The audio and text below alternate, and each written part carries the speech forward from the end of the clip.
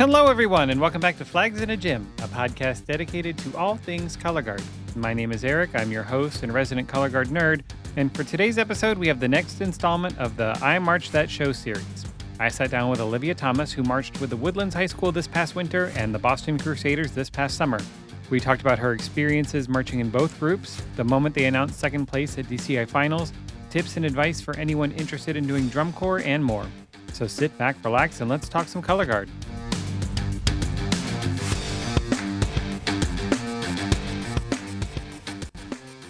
Hi, how are you? I'm good. How are you? I'm doing very, very well. I am sitting down with a very special guest. I have double gold medal winning diva, Olivia Thomas, and she is joining us for a I Marched That Show episode. So welcome on in. Do you want to take a moment to go ahead and introduce yourself to everybody, give everybody the quick rundown of who you are and your experience in the activity? Yes, absolutely. So my name is Olivia, obviously. I started my color guard career in 2019 when I was in seventh grade. And I did 2 years at our junior program. Then I did all 4 years at my high school, the Woodlands High School. I was on the World Guard. And then after my junior year, when I was 16, I marched with the Boston Crusaders, which I've done the past 2 summers. And now, once I've graduated, I attend Indiana University, where I'm a pre-nursing major, and I'm marching this winter with Phoenix Independent up in Northern Ohio. That's awesome. And I love the nursing major. I come from a medical family. I didn't get the medical gene, but both my parents were nurses. My sister's a dental hygienist, but I can't do blood and guts. I'm the Yeah. black sheep in that regard. So, and you want to do pediatric nursing, right? Yes, I do. I love little kids and helping others. So That's super awesome. excited. That's awesome. So before we get into talking about your specific history, I do want to talk a little about the Woodlands. I feel like our listeners are kind of well aware of Boston, and in its history, but I'm sure a lot of people have a lot of questions about the Woodlands High School. I looked it up, and so it's in like Southeast Texas, just north of Houston, correct? Yes, yeah. It's like kind of 30 to 45 minutes north of Houston, an hour right from the Gulf. And it's been a long storied program with previous WI success. The Woodlands won Scholastic Open back in my marching heyday in 2004 with their restaurant show, which I still have on the DVD, one of my favorites. I'm sure you've seen it, just being a member of the Yeah. school, with the pie in the face at the very end. And now we fast forward to 2022. WGI returns from COVID, and Woodlands takes Scholastic World by storm, placing third with the Doors show. Were you in that show? I was. That was actually my freshman year. That's crazy. I can't imagine being a freshman and marching a world guard and like a medaling world guard. Like, we're going to talk about how you get there. Is the Woodlands a big school?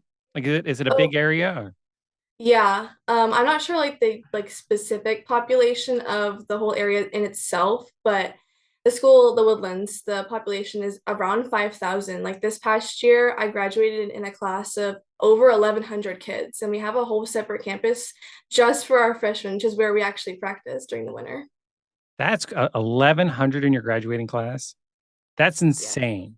Because where Hmm. I live, my graduating class was over 500, and people are mind blown that we had over 500. Like, that's a huge school. I could not imagine 1,100 people. How long did graduation take?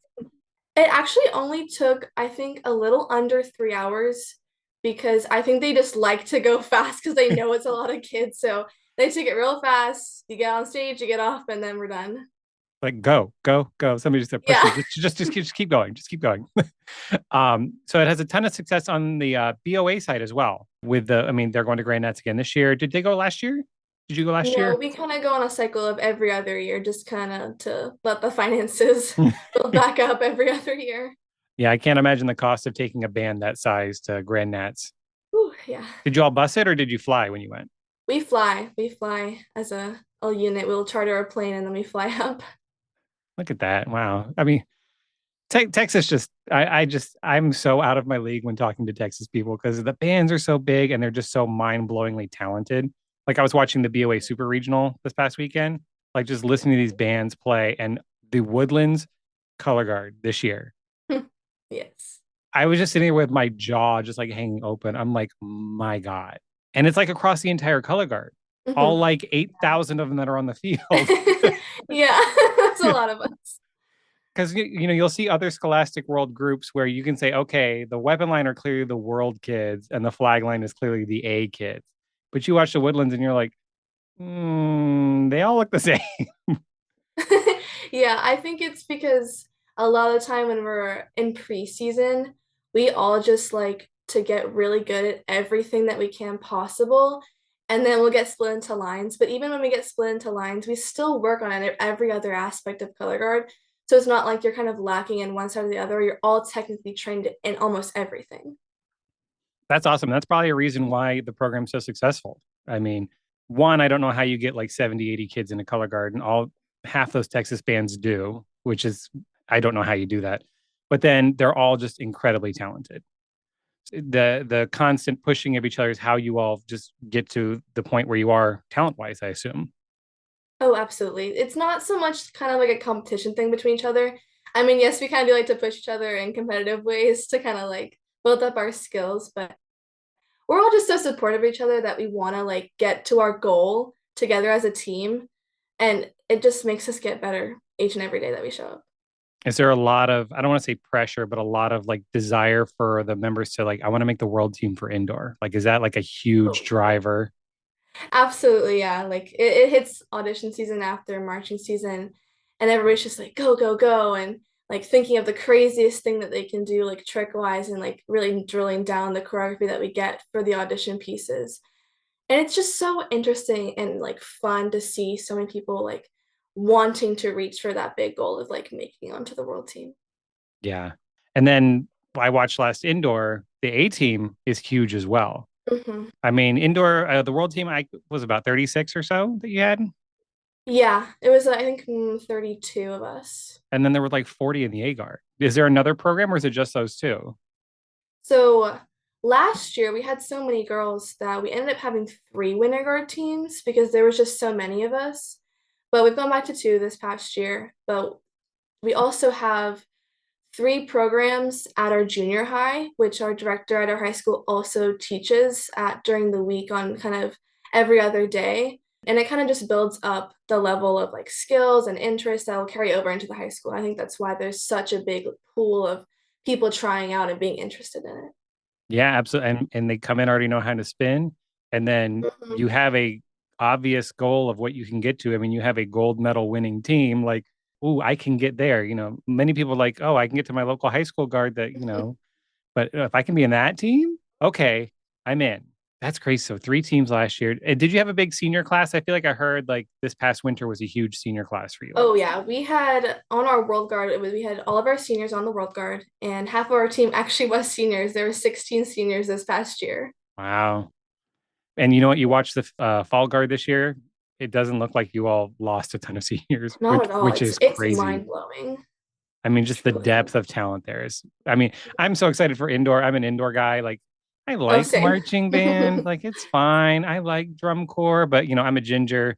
Me and the sun do not get along. So I dealt with my summers, but I'm an indoor person. So I'm just like so jazzed. And I'm like, I was worried. I'm like, I wonder if there's gonna be a slight drop off with the Woodlands because they lost so many Mhm. seniors. And then I see them in outdoor. I'm like, maybe not.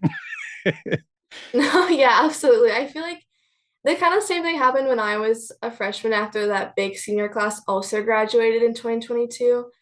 Once they left, I feel like it kind of like became a reality that, oh wow, like this really good group of girls who are really, really talented and just really good people who made the team like feel like a family. Like, let's just try to replicate that. And every year people just see that and they see the kind of family and the team that we build and how supportive and like talented we are. And they just want to keep that going through like each and every year, even if we have people leave or have people graduate. It just keeps going each year. That's awesome. And I say it all the time. I'm sure you've heard it. I'm sure you heard it from everybody. It's just you're high schoolers. Watching the team spin, and I'm like, these are high schoolers. Like I go to my local high school, and I'm like, they're the same age as these kids. It's just, it's so crazy. I don't know how it feels like being a part of that group because as an outsider, I'm like, it's crazy. And to you, it's just normal. It's like, oh yeah, you know, this is just it's our team. This is who we are. Yeah, I feel very fortunate to have been able to kind of grow up there because I'm not originally from there. I was born in Massachusetts. I grew up in a really tiny town that had less than 7,000 people. And I moved when I was 9. And that's kind of when I discovered the whole world of marching band because that wasn't really a thing up there where I lived. And so kind of being exposed to that and now thinking back to how my life could have been if I hadn't moved, I just feel so lucky that that my life took me there. Absolutely. Where was it, Eastern Mass or Western Mass? My mom's family's from Western Mass. You don't have to name the town, but I think it's more Eastern, but it is, I think it's pretty central. oh, okay. Yeah. My mom's from the Agawam area where Six Flags was. Everybody knows where Six Flags Yeah. and the Big E. So it's like that's where she was from. Yeah. So how did you get into the guard program at Woodlands? So I started as a band kid. I played flute for 4 years, and then I have an older brother who played clarinet. 'Cause I also have a twin as well, and we both played instruments. We were never allowed to stay home during football games, so we always got dragged to the games, and we'd stay through halftime. And every time I would go, I would like find myself not looking at the instruments, even though I played one. I found myself looking at the color guard, and I had always wanted to do dance because I was in dance when I was younger, didn't like it. So then when I kind of saw that I could do something that was kind of dance related, but also really like entertaining and fun, I was like, this seems like a thing I would enjoy. Yeah, I mean, I feel like everybody's like, "Why is the color guard there?" And then you go to marching band, you're like, "Oh, look at those pretty colors." You just see the colors and everything go Yeah. around, and it's just, yeah. And we're like, "I want to do that," and then they pick up a flag and they're like, "This is really hard. Like maybe I don't want to Yes. do this." Yeah. I do have a couple questions just about Texas because I have talked to a few people, and I know there's a lot of like rules with the UIL and how much you can practice and all that. So, did you? I'm assuming you had a guard class at the school. Yeah, we actually are lucky enough that we get to have guard class every single day. It's our fourth period, and so we kind of do like a 4 block schedule where you have 4 classes one day and then different 4 classes the next day, and it just flip-flops back and forth. But each day, your fourth period is color guard, so we have about an hour and a half of color guard in school every day. Oh, okay. Yeah. So you repeat fourth period every Mm-hmm. day. Gotcha. Okay. Yes. Wow. So an hour and a half. And then what are like after school practices like when you're with the marching band or indoor? Is it because is it true you can only practice 8 hours a week, like outside of school? Yeah, we do have the 8 hour rule.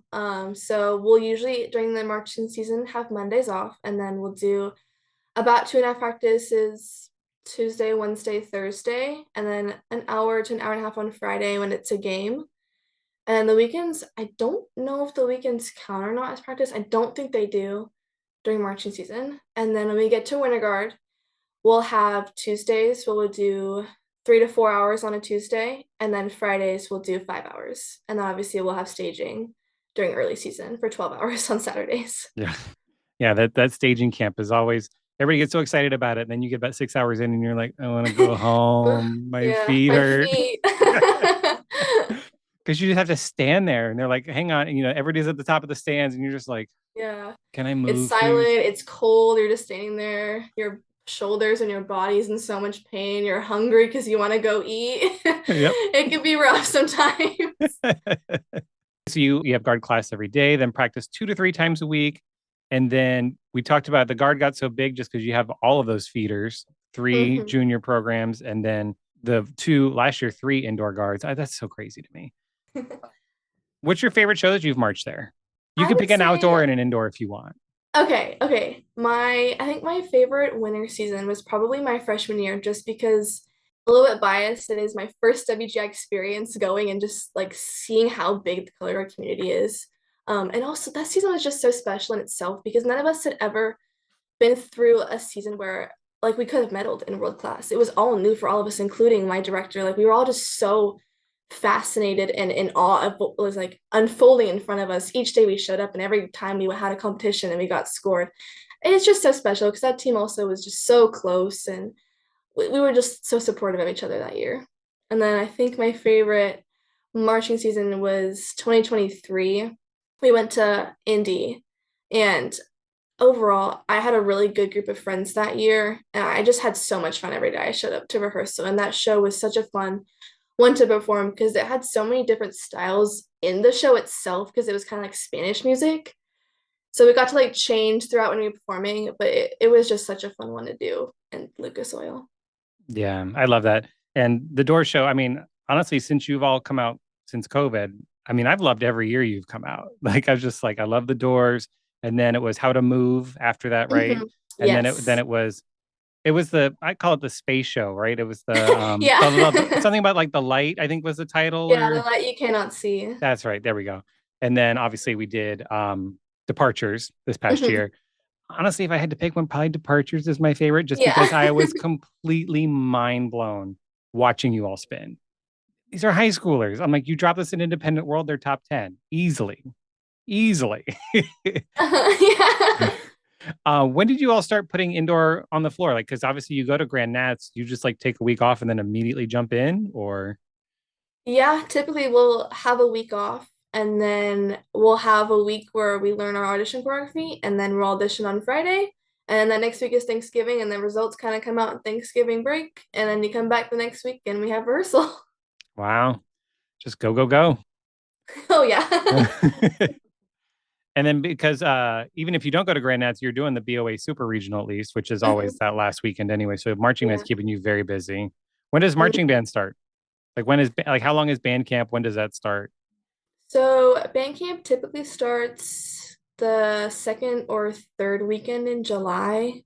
It's like 2.5 weeks of band camp. And then we have like the first week back to school. We have like community performance on that Friday, and then we'll finally like start after school rehearsals. And what do they do with like the kids? So kind of jumping around a bit. Obviously, you marched DCI while you were still in high Mhm. school. How did that work for you? Like, did you have to play major catch up when you got home, or?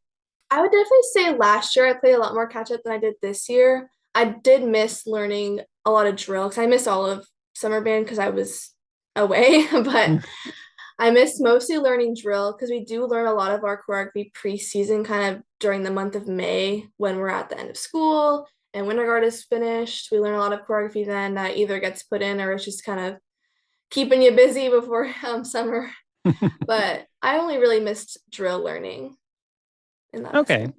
And you're marching DCI. You'll come home and be like, I got this. Yeah, this year I definitely I did finals and then I had the Sunday off and then I went right back to summer band on Monday and I only really had to like learn the drill that day. Wow. Uh, I didn't see. Didn't start marching until after I graduated, so I never made that transition going back into high school, and I couldn't. At least going into Woodlands, you're going into a very good, competent program. Like Oh, if yeah. you're at, my high school marching band was nothing special, so I couldn't imagine having to take that huge step. Like, we're doing what now? Yeah. So let's talk about 2025 departures with the Woodlands. And you may know this, but I pegged y'all to win as soon as I saw you at the first Hmm. Flow Yeah. Regional you were out. I was like, they're winning. I was like, you cannot tell me anything.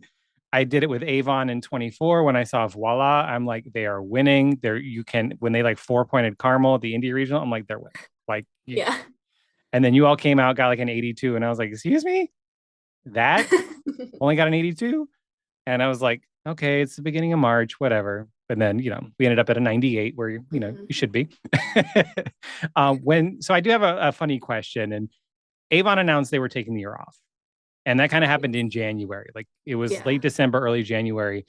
Did your staff just like message everyone, like, get in the gym now? Like, Avon's not going to be there. Yeah, it's actually funny because we found out mid practice. We were actually at practice when they announced that they weren't going to be coming out. And we all kind of found out because we were on a break during like a water break and we opened our phones and we saw that they posted they weren't coming out and we're all just like, oh my gosh, are you guys seeing this? Like, is this real? Like, is it actually happening? And I think it's funny because our director, she's not like openly like of saying that she's competitive. Like she's a competitive person. She likes to have a good competition, but she kind of was just like saying to us, okay, this is the reality. This is what it is this year. No matter what, we're just gonna be successful like we are always. I am no, I we're all competitive. I mean, let's be real. Color guard, we all want to win, Yeah. right? I know that's not the ultimate goal of the sport, but we all want to win. Let's be real. And honestly, if Absolutely. that was me, I would be like, well, there's one out of my way, right? Like, you're like, all right, well, and then Tarpon's not going either, so you're like, all right, that's two out of my way. All right, beautiful. Yeah.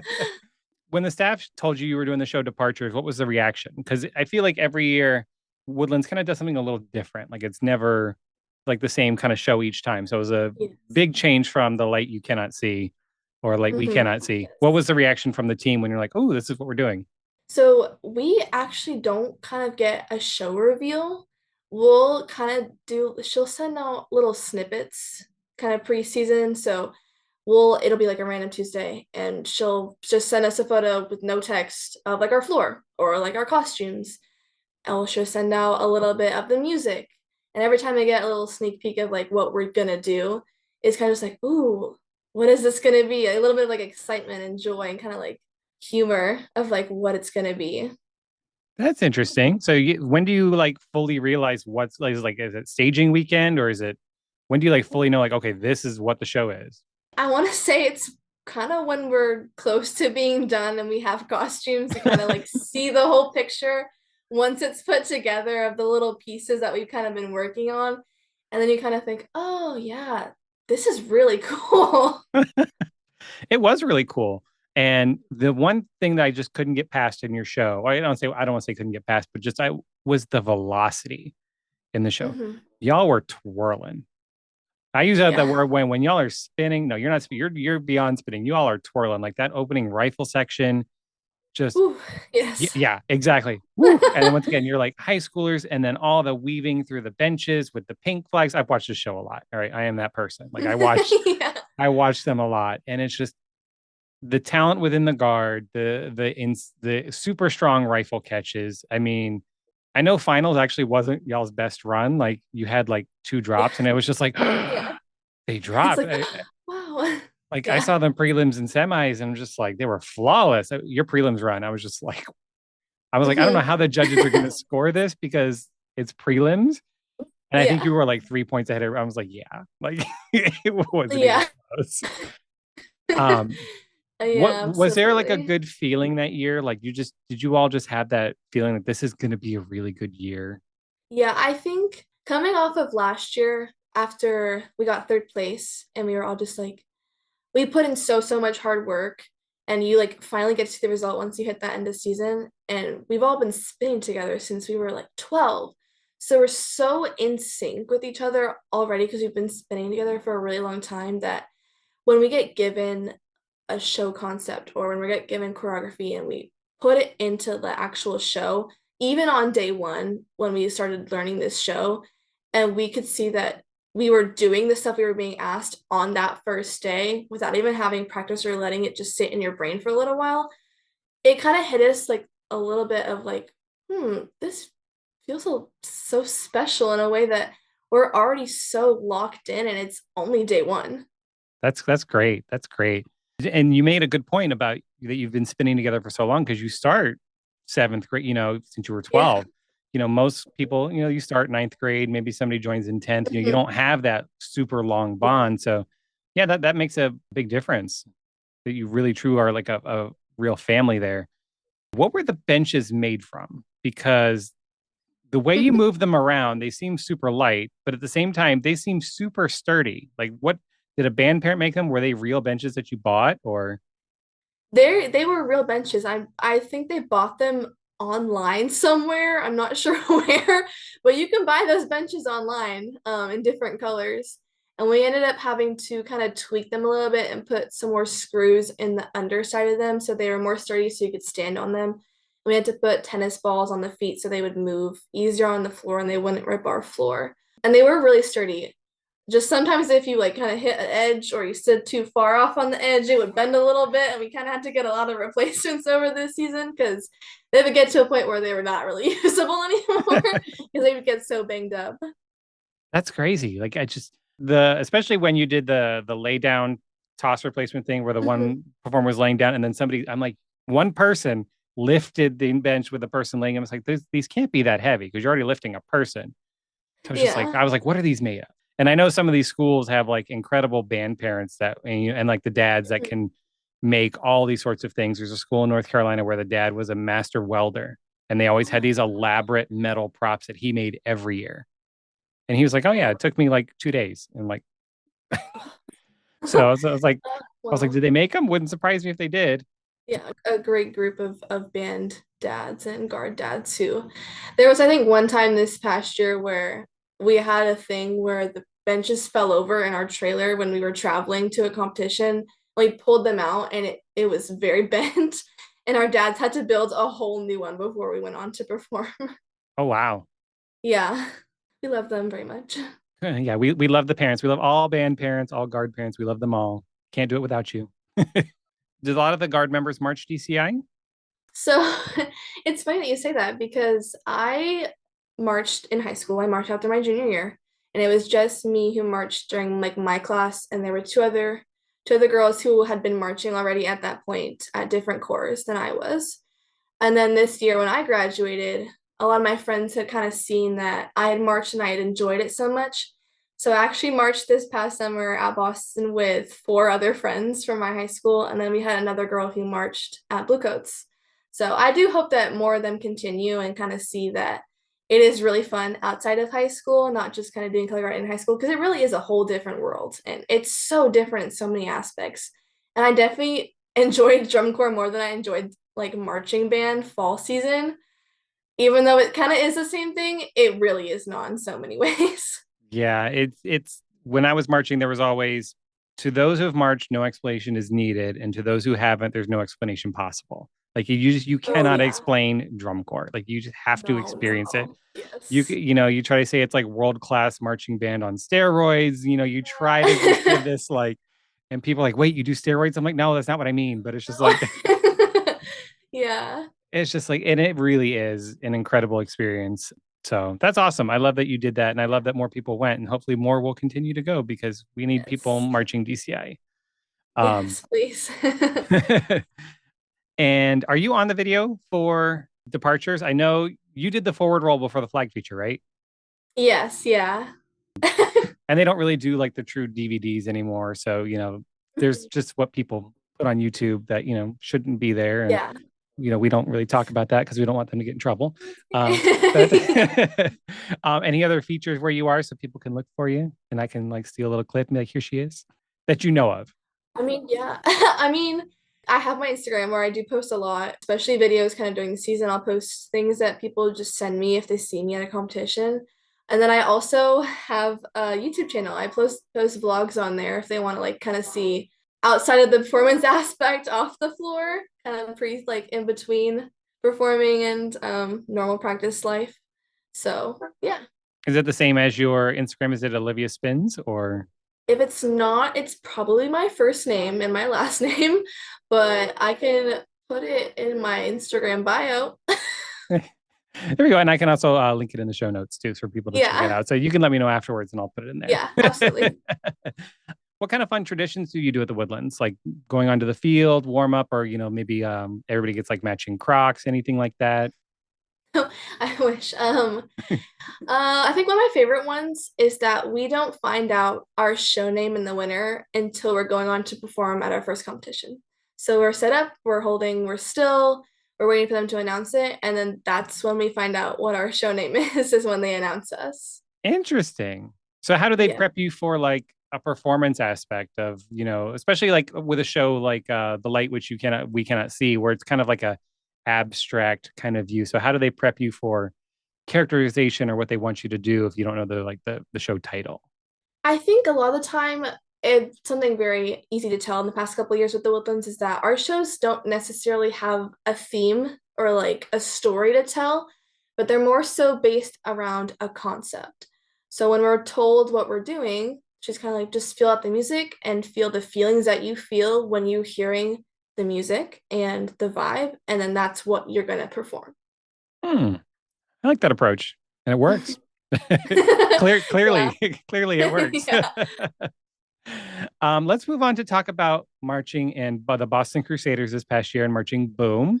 Boston was clearly the fan favorite this year, and you had a lot of people rooting for you Yeah. and to win. I was one of them, and no shade to anybody else, but I look back when I was watching DCI 2015 when Carolina Crown did the Inferno show.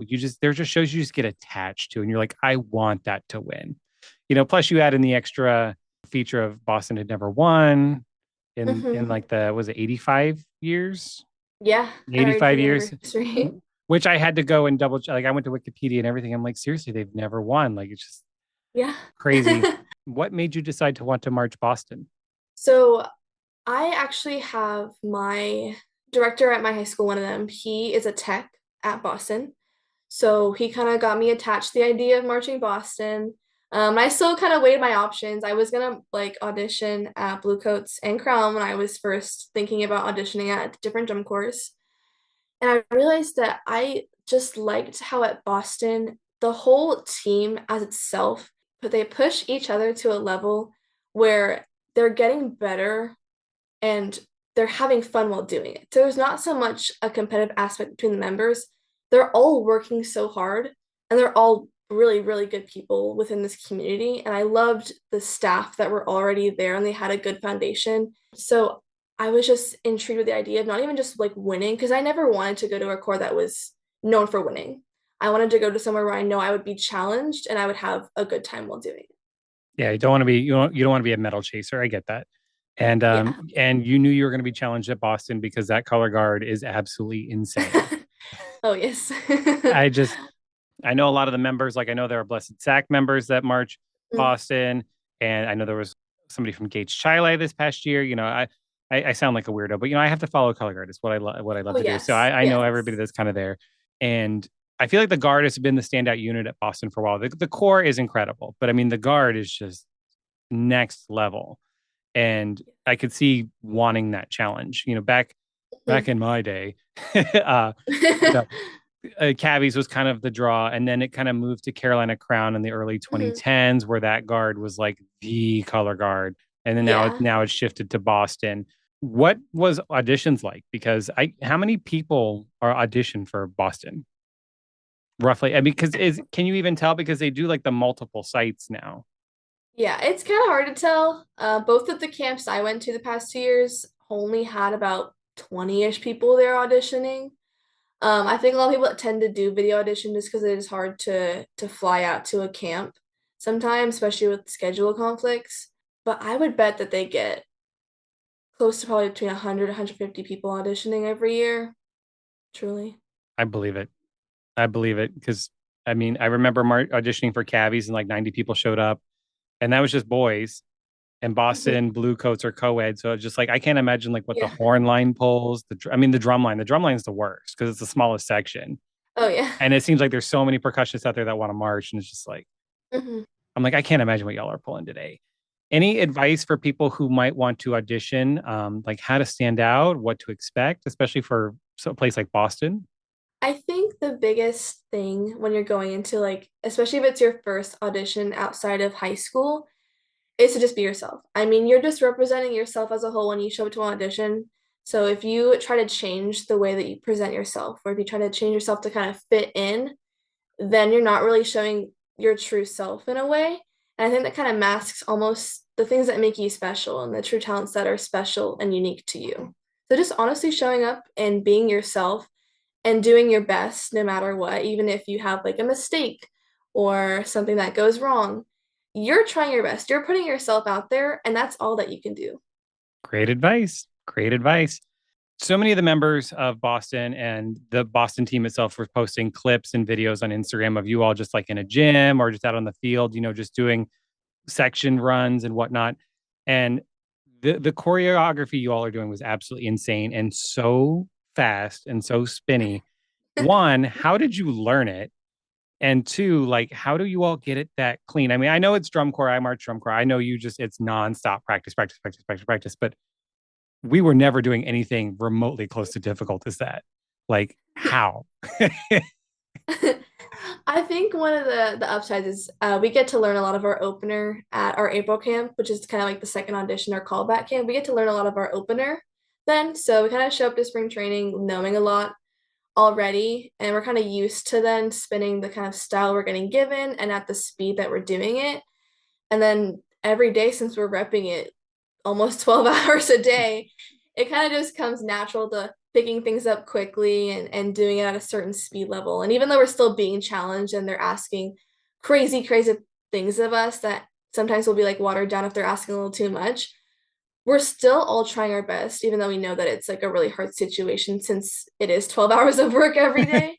Um, we all just want it so bad that we end up practicing it so much that it'll work out in the end.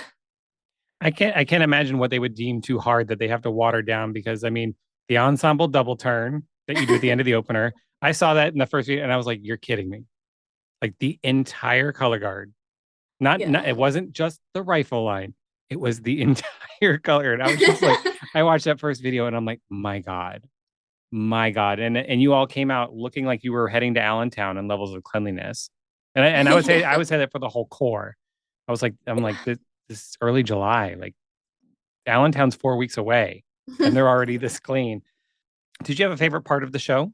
I really liked our second movement. I think it was our most fun and I guess you could say loose section in the show, but it was just so silly to perform that even though people kind of questioned it at first because there was definitely a lot of things that if you looked anywhere else on the field at a different show, you'd see something new. And sometimes it was kind of like, oh, that's interesting. Never seen that before on a DCI field.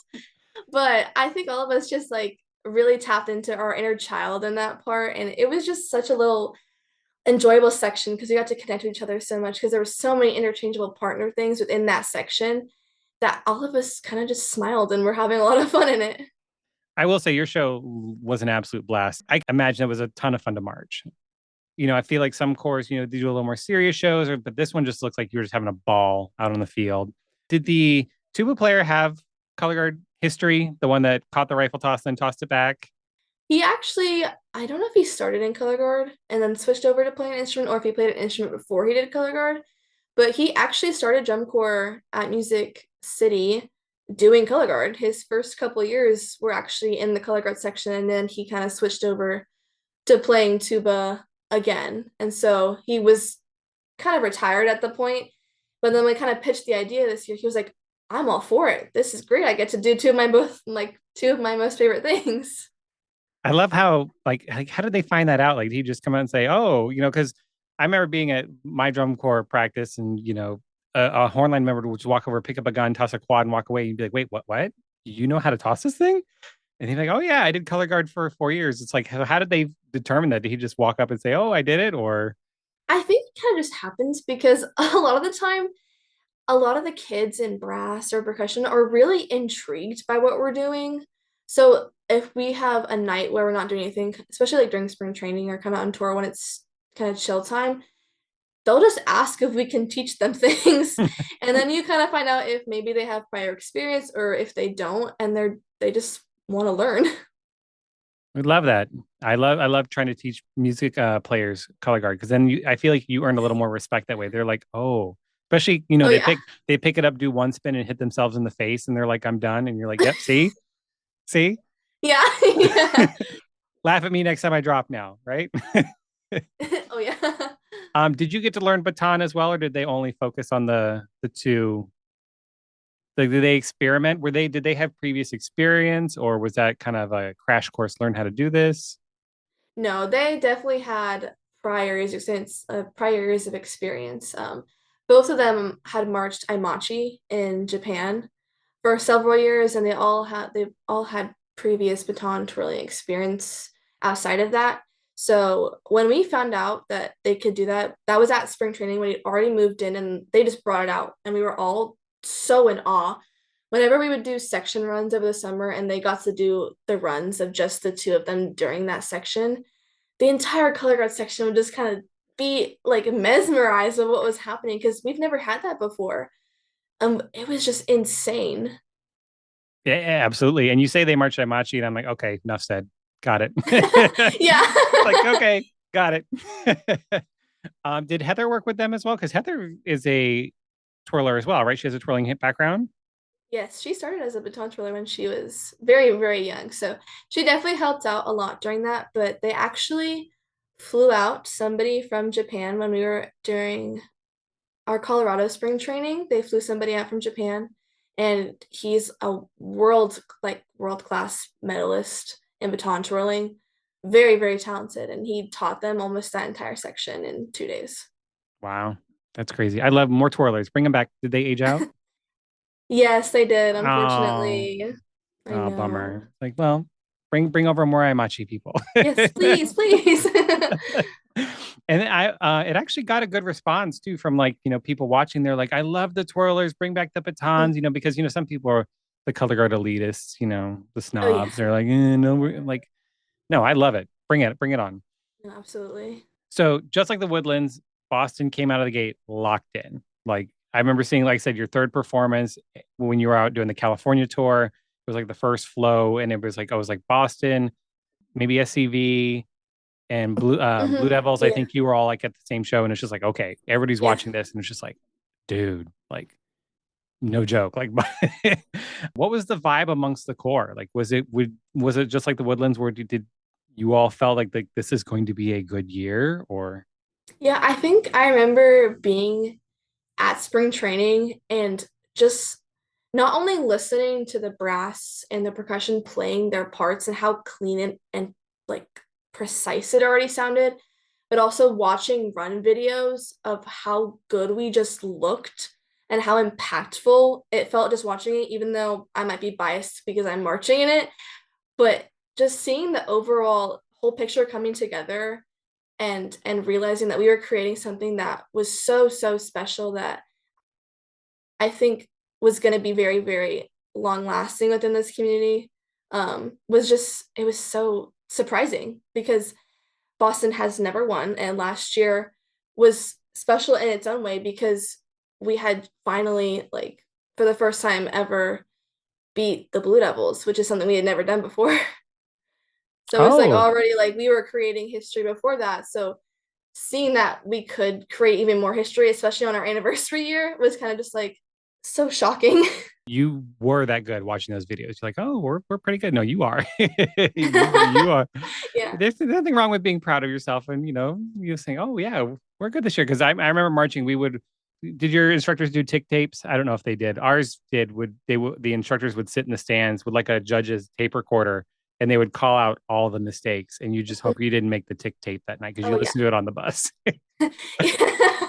Yeah, actually that's all of our runs. Every rehearsal run through, every show run through, we get a video and it's always Heather or Michael Townsend saying something about little mistakes on the field and what we can fix. Was there an extra sharpness because it was the 85th year and so close to the year prior? It's like, what, we got to do this. We want to win. We want to win. We want to win. Do you feel like there was an extra gear the core was trying to find? I feel like in a way, yes, maybe because had come off a really good year the prior year, but I don't think any of us were ever expecting that this would be the year that we got first place. I remember at banquet last year, we were even just celebrating another year medaling and getting second place, and we were talking about how, oh yeah, in a few years it's going to be us. We're going to be up there. We're going to be in first place in a couple of years, but none of us ever thought that it would be the next year.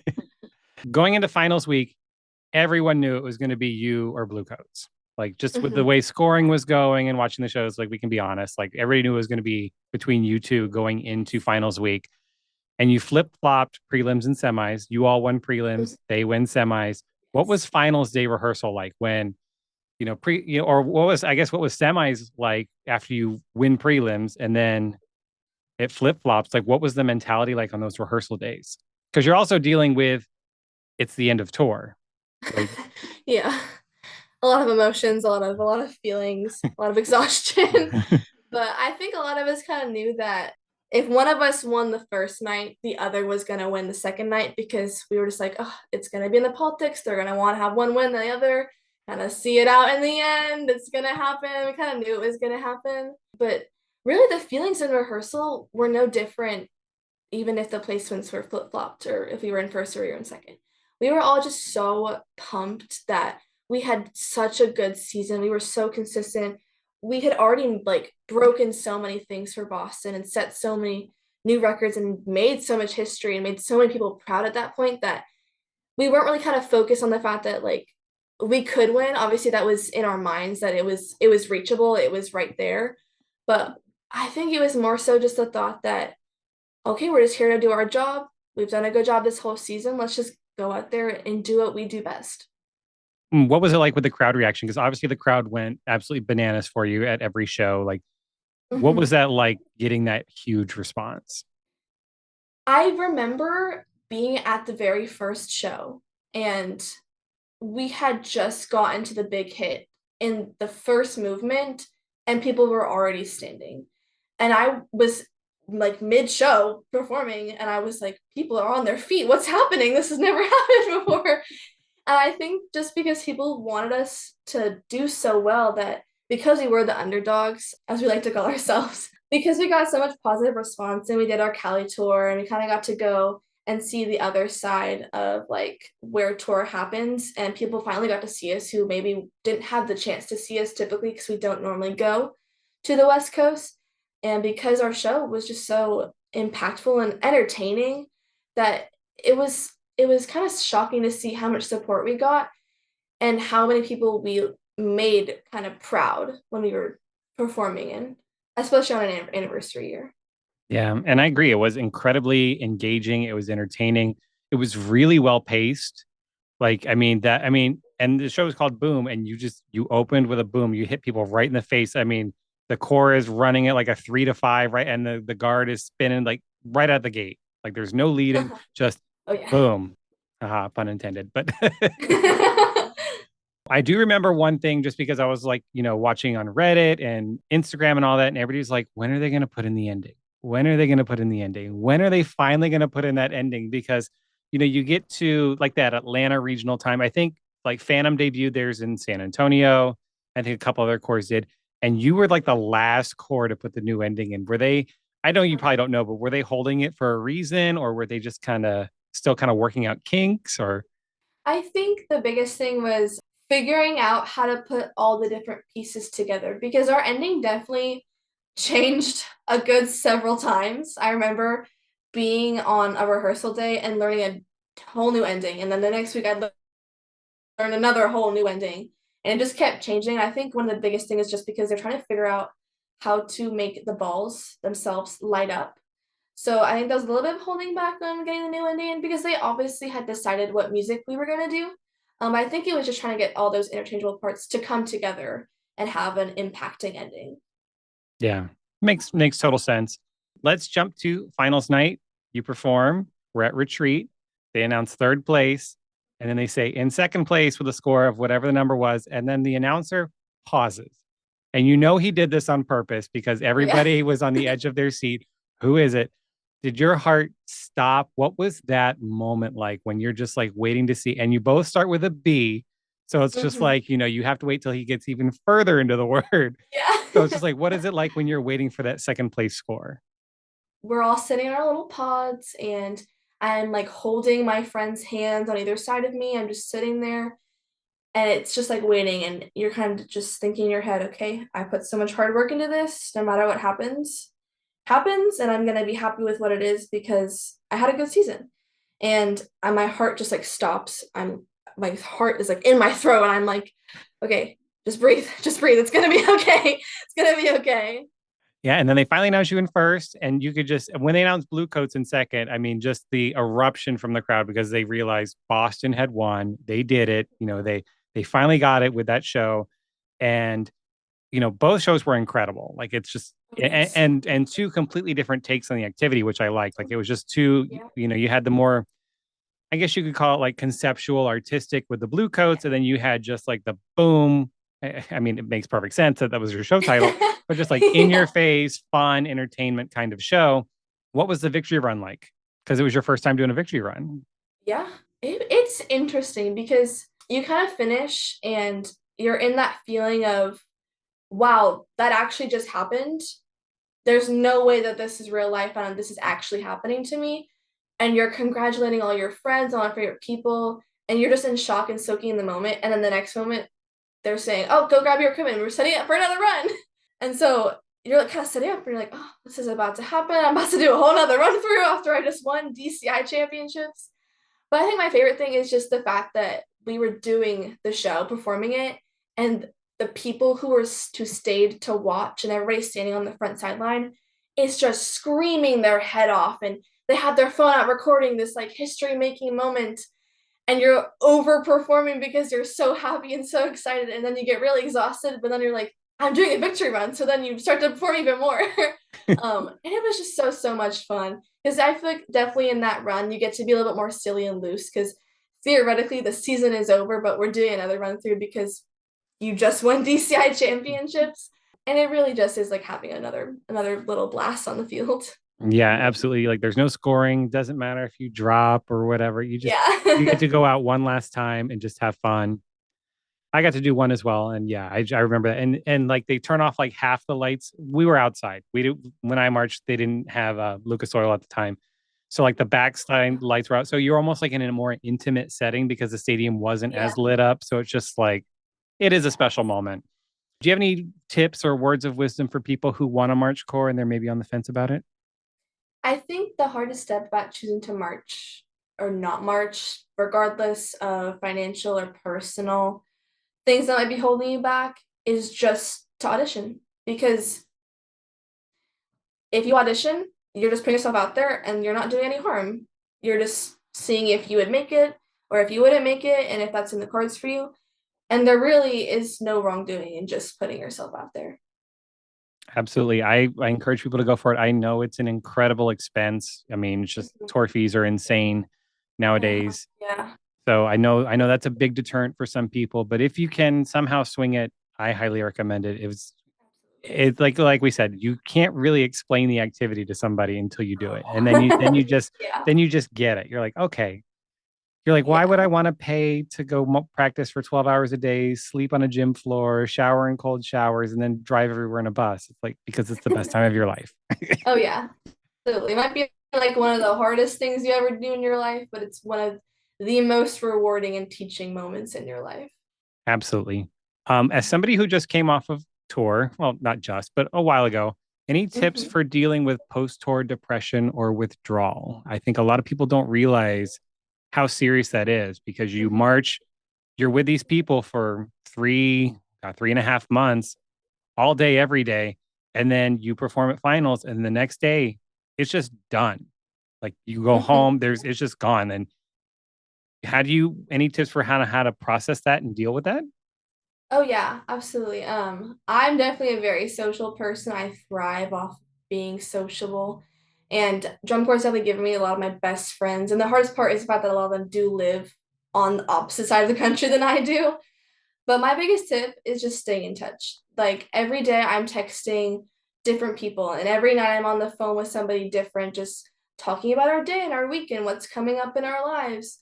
And also, kind of practicing helps a lot with post tour depression because I like to say that, oh, I'm practicing to be better for next season. And then it kind of makes the time go by just a little bit faster.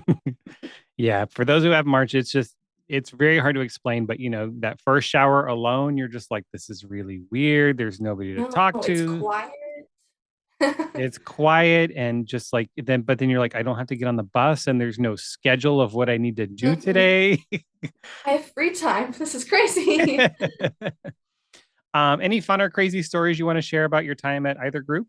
Any bus breakdowns or just, you know, Thankfully, no. In my last years, I've had no bus problems, which is really nice.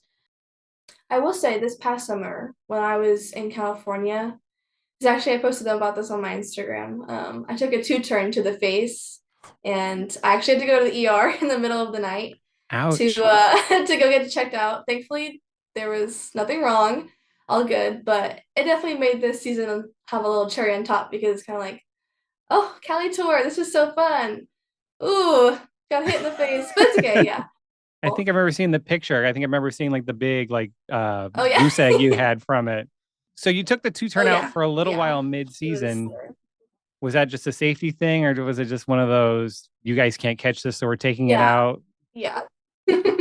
No, our staff definitely likes to put safety as one of their priorities. So if it's even the slightly bit windy outside, they were like, okay, we're not doing it. There's no point risking it. There's no point in doing it because it really won't affect the scoring that much. So Right. And with all the other stuff you're doing anyway, like what's taking out one little two turn, right? yeah.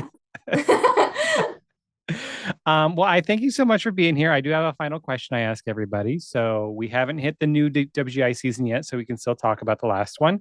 What was your favorite show of 2025? And you Mhm. cannot pick yourself, even though the Woodlands was a Uh, very, very popular answer for people that I've asked. oh my gosh, this is hard. Mm. Did you get to watch much? I mean, because just with your schedule there, like, did you all get to watch much being there? Yeah, we definitely try to make as much time as possible to see other groups just because being in Texas, we're kind of isolated on a little island down there. We don't get to see a lot of other teams unless you're watching a regional on like your laptop or something. So getting to go and watch teams is definitely really a really fun part of it. I would say probably some of my favorites. I don't have a specific favorite, but some of my favorites definitely were El Dorado this past year and Little Elm High School, which is also from Texas. Two very good choices. El Mm-hmm. Dorado, I think, had the best flag feature all year. Just I beautiful, agree. beautiful, beautiful, beautiful. Well, you can follow Olivia at Olivia Spins, right? On Instagram, Yes. posting constantly. You'll be marching with Phoenix Independent World team this year. They were promoted out of Open. Yes. So we look forward to seeing you there. And yeah, we'll also post a link for your YouTube channel as well. So for any vlogs you do, people can see that. Yes. And I thank you so much for being here. I wish you the best of luck this season.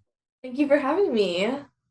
That's going to do it for today's episode. I hope everyone has a wonderful and safe Thanksgiving weekend. If you're traveling, be extra safe. Links to the Woodlands shows and to Olivia's YouTube page can be found in the show notes. Make sure to check those out. I will be back in 2 weeks with another episode. So until then, stay safe, stay fabulous, and remember at the end of the day, it's just flags in a gym.